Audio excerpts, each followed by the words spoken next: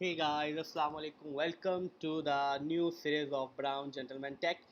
आज इस सीरीज़ में हम देखने वाले हैं कि किस तरह से हम फ्लटर और फ्लटर में Firebase as a back end database किस तरह से यूज़ कर सकते हैं। तो let's start a journey, Flutter journey with Brown Gentleman Tech. Flutter इसमें हम देखेंगे कि फायरबेस को किस तरह से फ्लटर ऐप में इंटीग्रेट करते हैं, किस तरह एज अ डेटाबेस से यूज़ करते हैं। तो सबसे पहले देखते हैं फायरबेस होता क्या है।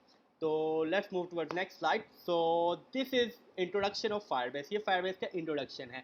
तो जल्दी से रीड आउट करते हैं। Firebase helps mobile and web app team succeed.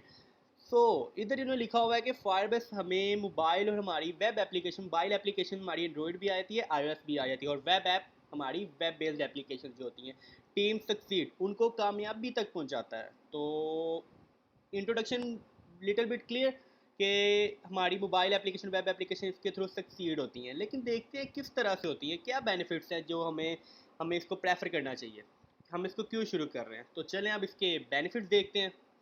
तो next move to next slide. So here is the benefits, let's zoom in. So first benefit is build apps fast without managing infrastructure. इसका मतलब ये है कि हमें users पे direct हम focus करते हैं। जो हम पहले एप्लीकेशन बनाते हैं फायरबेस के विदाउट एप्लीकेशन, फायरबेस के अलावा जब हम एप्लीकेशन बनाते हैं विदाउट इम्प्लीमेंटिंग फायरबेस, तब हम क्या करते हैं, हमें डेटाबेस अलग करनी पड़ती है, इन ऐप मैसेजिंग अलग होते हैं, एनालिटिक्स अलग देखनी पड़ती हैं। लेकिन फायरबेस हमें सारी चीज़ें एक ही जगह प्रोवाइड कर देती है। वो हमें फंक्शनल एनालिटिक्स चेक करते हैं, हम अपनी एप्लीकेशन के कितने यूज़र्स हैं, कितने यूज़र्स डेली भर रहे हैं, कितने यूज़र्स मतलब ऑनलाइन हमारे यूज़र्स कितने ऑफलाइन होते हैं, ये सारा हमें बताता है। साथ में हमें डेटाबेस प्रोवाइड करता है, रियल टाइम डेटाबेस के मतलब जब भी वो हम यूज़ करेंगे तो वो ऑटोमेटिकली उसी टाइम उसको अपडेट करेगा। ये नहीं कि एक बंदे ने, पर्सन ने मुझे लाइक किया मेरी पिक को तो मुझे 3 दिन बाद जाके अपडेट करे, नहीं। फायरबेस में रन टाइम पे होता है, रियल टाइम डेटाबेस। जैसे उसने मुझे लाइक किया उसी टाइम मुझे शो हो जाएगा कि इस बंदे ने लाइक किया है। So it is the real time database. Okay. उसके बाद मैसेजिंग हम दे सकते हैं। अगर हम हमारी कोई ऐप यूज़ कर रहा है, वो हमारी ऐप उसने ऑन नहीं भी की हुई, लेकिन फिर भी उसको मैसेज चला जाएगा, नोटिफिकेशन चला जाएगा। So many other thing. ये तो उसका पहला बेनिफिट। दूसरा आ जाता है बैक बाय गूगल। गूगल जैसा कि हमारा एक सोशल मीडिया का की पॉइंट है, मतलब रीढ़ की हड्डी जिसे कहते हैं, वो है कि गूगल हमारा मस्ट हुआ ही पड़ा है हर चीज़ में। सो फायरबेस को कौन सपोर्ट कर रहा है? गूगल सपोर्ट कर रहा है। बहुत सी बड़ी एप्लीकेशंस हैं जो फायरबेस को यूज़ कर रही हैं। तो मतलब ये ट्रस्टेड है, इस पर हम ट्रस्ट कर सकते हैं, इस पर कोई स्कैम नहीं है, कुछ भी नहीं है। ये प्राइवेसी भी इसकी हाई है, और ये ट्रस्टेड बाय गूगल है, और गूगल इसको सपोर्ट कर रहा है। ये गूगल इसको टेक ओवर किया हुआ है गूगल ने। ओके। अब इसका थर्ड जो बेनिफिट आ जाता है, हाईएस्ट बेनिफिट है, वो one platform with product that work better together. Firebase products work great individually but share data and insight, so they work even better together. इसका मतलब है कि फायरबेस जो है वो एक साथ हमें एक ही प्लेटफॉर्म में बहुत सारी चीज़ें प्रोवाइड कर देता है। डेटाबेस भी प्रोवाइड करता है, मैसेजिंग भी प्रोवाइड करता है, एनालिटिक्स भी प्रोवाइड कर देता है।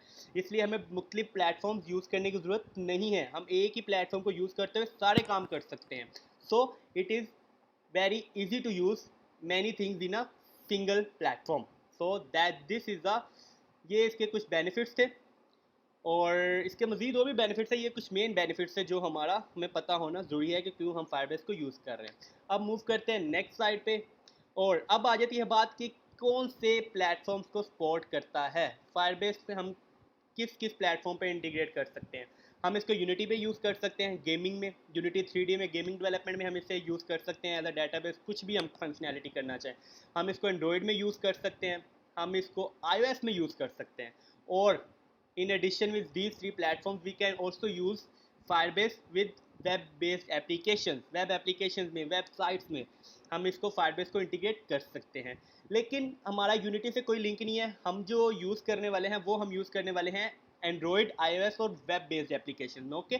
जैसा कि हमें पता है हम फ्लटर में इंटीग्रेट करने वाले हैं फायरबेस को, फ्लटर के बैकएंड में यूज़ करने वाले हैं फायरबेस को। इसका मतलब है कि फ्लटर जो होता है वो सिंगल कोड बेस है, जो कि हमें सिंगल कोड बेस पे एंड्रॉयड भी प्रोवाइड करता है, iOS भी प्रोवाइड करता है, और वेब एप्लीकेशन भी प्रोवाइड करता है। इसलिए सिंगल कोड से हम, ये फायरबेस के सिंगल कोड से हम तीनों प्लेटफॉर्म पे वर्क करेंगे। तो हम जो फोकस करने वाले हैं वो एंड्रॉयड, iOS और वेब बेस्ड एप्लीकेशन पे करने वाले हैं। सो ये था इसका इंट्रो। उम्मीद है आप लोगों को अच्छी लगा होगा। और कल से हमारा ये प्रॉपर फर्स्ट डेली रूटीन पे कोशिश करूँगा, मैं डेली रूटीन पे एक लेक्चर अपलोड करूँ, तो नहीं तो हफ्ते में 3 तो मस्ट आएंगे।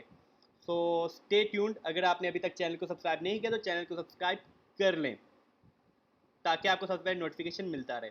तो मिलते हैं नेक्स्ट ट्यूटोरियल में, तब तक के लिए पीस आउट।